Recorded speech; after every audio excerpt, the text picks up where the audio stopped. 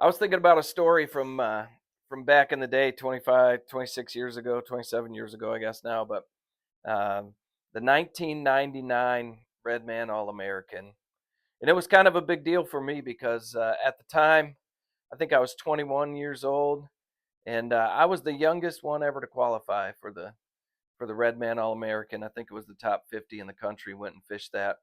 So it was a big deal. It was probably the biggest tournament I had fished up until that point, and I was pretty excited about it. Uh, Somebody had told me, gave me some spots back when you get information about this spot about 60 miles away. I had to run, and it was like this little oxbow lake that held some fish. And I went up there and practiced, and I was just up there for a minute and caught a couple, and said, "All right, this is good." And got to the tournament meeting the night before. Met up with my co-angler, told him buckle up. We got a long ride ahead of us in the morning. It was kind of cold that morning too, but it was in June. But I remember it being kind of cool.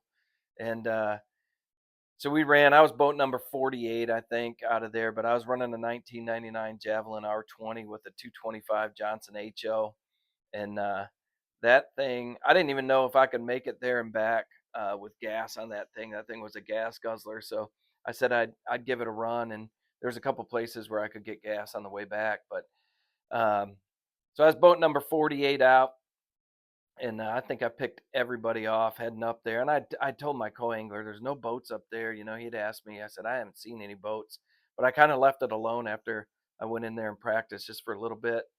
And then so we picked everybody off on the way going up, and I was the first one there, and I got scared because the water was lower than when I was practicing, and you had to get through this little creek. And in my mind, that creek was really narrow. It couldn't have been. It was probably 20, maybe 20 feet wide. I don't even think it was that.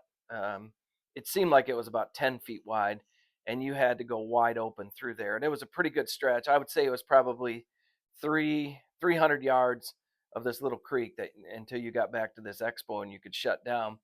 So I got scared when I got up there. I said, "Man, I don't know if we're going to make it through," because I didn't really know how deep the water was in the creek.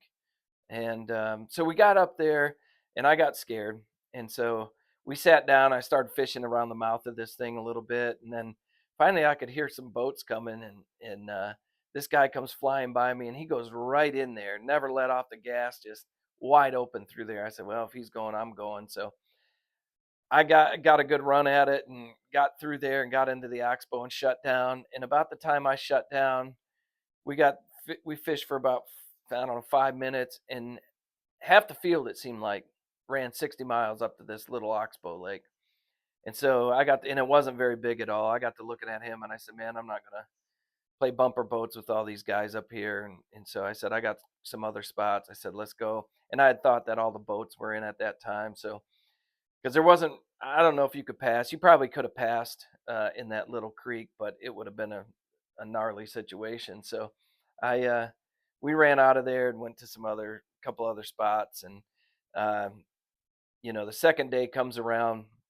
First day was kind of a flop because of that. Second day comes around, and I run like 50 miles up there to this spot where there's a bunch of bluff walls, and we catch some fish, and it's pretty good. And I blow a lower unit up there. We were probably 40, 45 miles from the launch site. I called the tournament director, and he said, "You have to stay with the boat because it's your boat, and but the co-angler can go get your truck and trailer." And I said, "Okay, no problem." And so we found a local there, and I gave the guy some money, and said, give him a ride back to town. And he had like an old 1980s Ford LTD, and I remember the co-angler. I can't remember his name. If you see this, let me know if you're watching this. But the co-angler went to go in the front seat of the car, and this old boy said, "The dog rides in the front seat.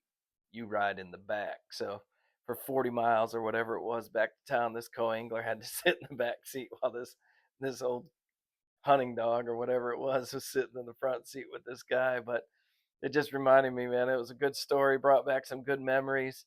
Uh, I kind of forgot about that, but 1999, I was 21 years old and the youngest guy ever qualify for the Redman All-American at the time. And now, man, there's a seems like a bunch of kids in the field are under 21. So times have changed, but back in the day, I thought I was pretty big for that. So good fishing story. I had forgot all about it. But if you're the co-angler that was with me and had to ride back in that car that day, man, let me know. That'd be awesome.